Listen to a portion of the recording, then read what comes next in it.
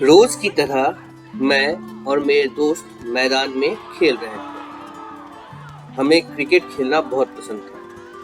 यही एकमात्र खेल भी था जिसे सभी मजे से खेलते थे। मैं फील्डिंग कर रहा था, पापा बैटिंग कर रहा था। बुबाई ने गेंद फेंका, पापा ने बैट घुमाया और गेंद सीधे मेरे पैरों के बीच से निकलकर मैदान के बाहर स्थित हैंडपंप से जा लगा। मैं अपनी धुन में भागा जा रहा था। जब वहां पहुंचा तो देखा एक लड़की गेंद अपने हाथों में लिए खड़ी है। वो वहां पानी भरने आई थी और गेंद उसके बाल्टी में जा गिरी थी। गुस्से में लाल वो बंगाली में बड़ाए जा रही थी। देखे खेलते पारिस ना, নোংরা বলটা আমার বালতিতে পড়ে গেছে। পুরো জল ফেলতে হবে, बाल्टी धुते হবে। मुझे बात थोड़ी देर बाद समझ आई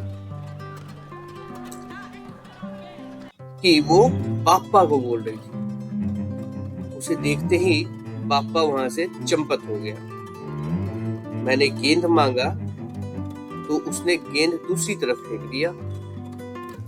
उस वक्त मेरे मन में उसके लिए ना तो कोई गुस्सा जागा और ना ही कोई आकर्षण। पर आज जब कभी भी वो दिन याद आता है तो मैं उसे अब भी उसी नल पर खड़ा पाता हूँ। हरे रंग की फ्रॉक पहन रखी थी उसने, घुंघराले बाल, बड़ी बड़ी आंखें, मध्यम रंग और चेहरे पर गुस्सा। इससे पहले कि मैं कुछ समझ पाता, उसने चीख कर अपनी माँ को बुला लिया। एक पल में मेरे सारे दोस्त जैसे वहां से हवा हो गए। मैं नया था तो कुछ भी समझ नहीं पाया। पीछे पलटा तो देखा एक औसत कद काठी की औरत उसकी तरफ बढ़ती जा रही थी।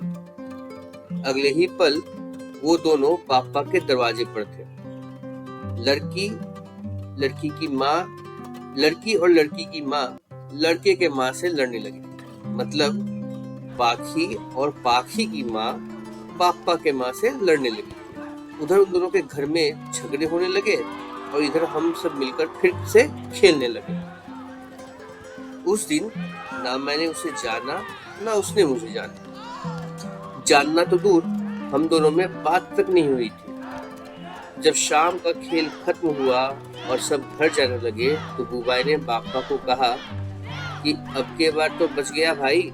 अगर उसका बाप आया होता ना तो तेरी कुटाई तो निश्चित थी। बातों बातों में पता चला कि उसका बाप रिक्शा चलाता है और माँ घर में ही कुछ ना कुछ काम करती है। उसका एक छोटा भाई भी है और सबके सब बड़े खड़ूस और झगड़ालू किस्म के लोग। जैसे ही हम अलग हुए ये बात आई गई सी हो गई। खेल की बातें खेल में ही खत्म हो गई। उस उम्र में बातें याद रखने की ना ही आदत होती है और ना ही जरूरत। वैसे भी उसके घर के लोगों से पूरा मोहल्ला दूर ही रहना पसंद करता था। कौन बिना बात के झगड़ा मोल लेना चाहता है। समय बीतता गया और हम सब बड़े होते गए।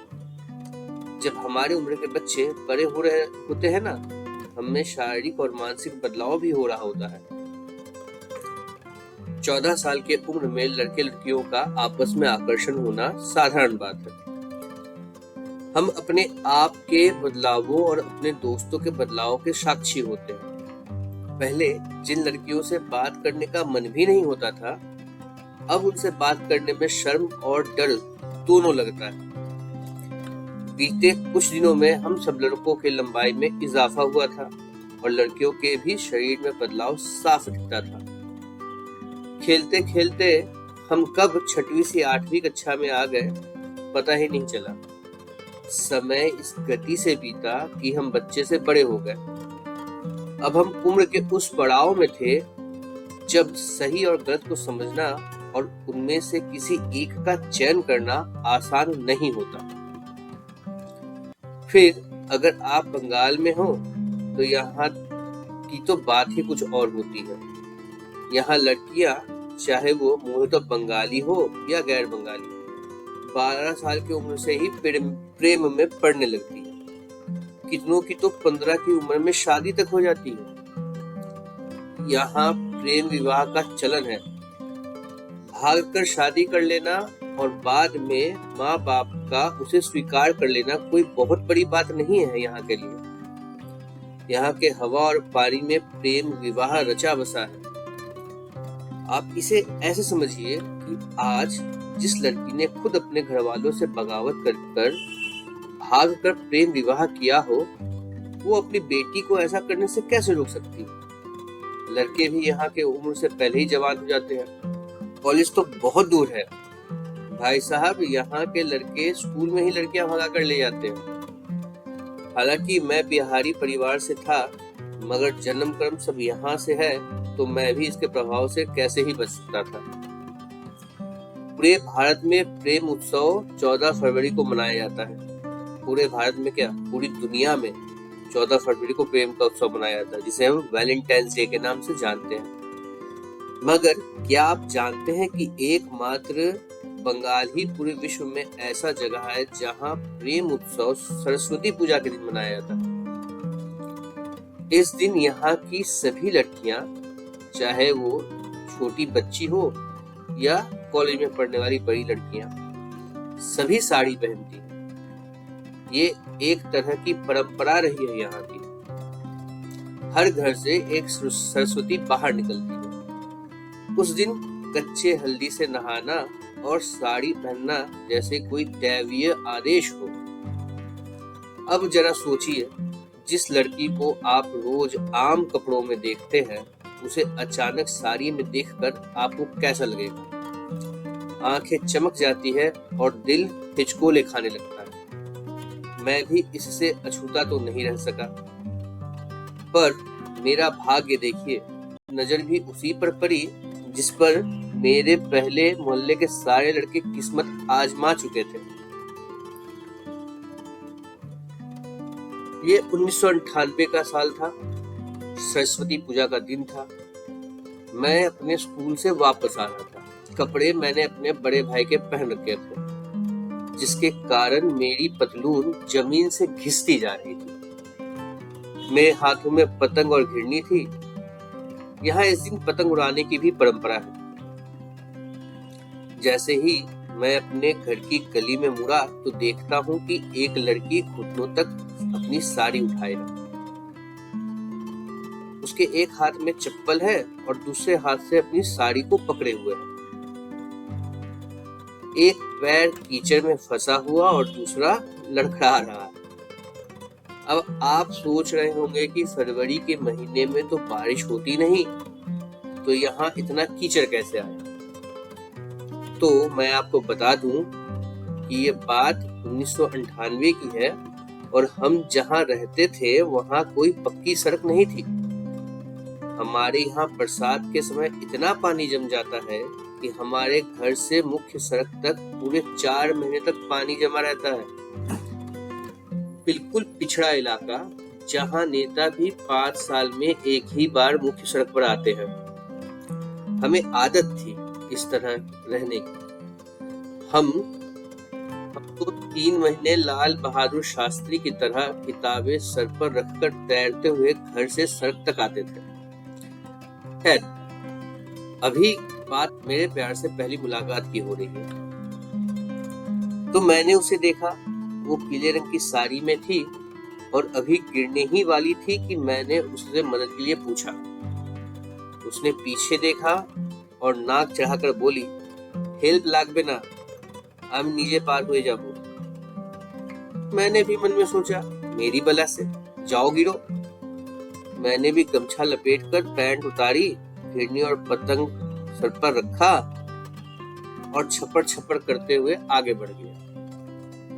जैसे मैं उससे आगे निकला, मुझे छपाक की एक आवाज सुनाई पड़ी। मैं पीछे मुड़ा तो देखा वो कीचड़ से सनी हुई थी। चेहरे, कपड़े, बाल सब मिट्टी से सने हुए। उसे देखकर मेरी तो हंसी ही छूट गई। चूंकि वो और मैं दोनों उत्तर पूर्व की दिशा में थे, तो उसने मुझे देखा नहीं। बेचारी का पूरा मेकअप खराब हो गया। ये हमारे बीच होने वाली पहली बातचीत थी। इसके बाद कई दिनों तक हम दोनों ने एक दूसरे को देखा भी नहीं।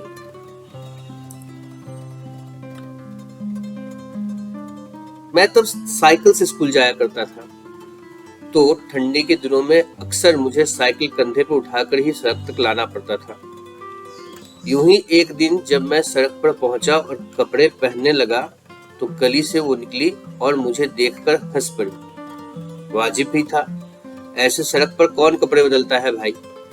मुझे बुरा लगा, मगर उसकी हालत याद आ गई और मैं भी हंसने लगा। मुझे हंसता देखकर वो और जोर से हंसने लगी और चली गई। वो भी स्कूल जा रही थी। सफेद रंग की कमीज और भगवा रंग की स्कर्ट में वो बहुत सुंदर लग रही थी। उस दिन मैंने उसे पहली बार स्कूल जाते देखा। बाद में पता चला कि हमारे मोहल्ले की लगभग सभी लड़कियां उसी स्कूल में ही पढ़ती हैं। इस बार जब मैंने उसे सामने से देखा तो पहली बार मेरे मन में उसके लिए कुछ हुआ। शाम को जब हम मैदान में खेलने के लिए जुटे तो उसे फिर से लौटते हुए देखा।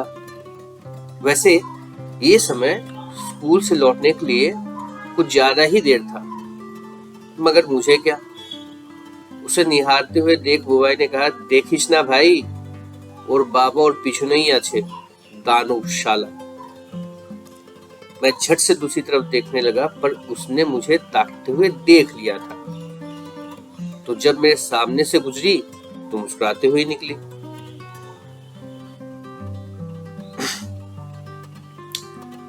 अब दोस्त तो साले दोस्त ही होते हैं, फिर किसी भी उम्र के हो, टांग तो खींचेंगे ही। उसे हंसता हुआ देखकर मेरे पीछे पड़ गए और बोले, साले 2 साल से हम उसके पीछे पड़े हैं, उसने कभी घास तक नहीं डाली। तूने ऐसा क्या किया जो वो तुझे देखकर हंस रही है। मैं चुप रहा और बात टालने लगा, पर वो कहाँ मानने वाले थे। सब मिलकर मेरी टांग खींचने लगे और मुझे चिढ़ाने लगे। कमीने दोस्त ऐसे ही होते हैं, अगर आप किसी चक्कर में ना भी हो तो उसमें आपको खींच ही लेते हैं। मेरे साथ भी ऐसा ही हो रहा था। अभी तक मेरा उसके प्रति कोई लगाव नहीं था और ना ही अलगाव ही था, मगर इन लोगों ने मेरे मन में उसके प्रति लगाव का कीड़ा डाल दिया। उस दिन के बाद से सभी दोस्त मुझे उसे दिखाकर रिझाने लगे। वो भी जब स्कूल जाते या आते समय मुझे देखती तो हंस दिया करती थी। तो ऐसे पहली बार मुझे कोई लड़की अच्छी लगने लगी थी। मजे की बात यह है कि अभी तक ना मैं उसका नाम जानता था और ना ही वो मेरा नाम जानती थी। हम एक ही मोहल्ले में रहते थे और लगभग पिछले 2.5 साल से हमारी सिर्फ चेहरे से पहचान थी, मगर ना तो कभी उसने बात की और ना ही कभी मैंने। अब जब बात होने का मौका बन रहा था तो पता नहीं क्यों मैं हिम्मत नहीं जुटा पा रहा था।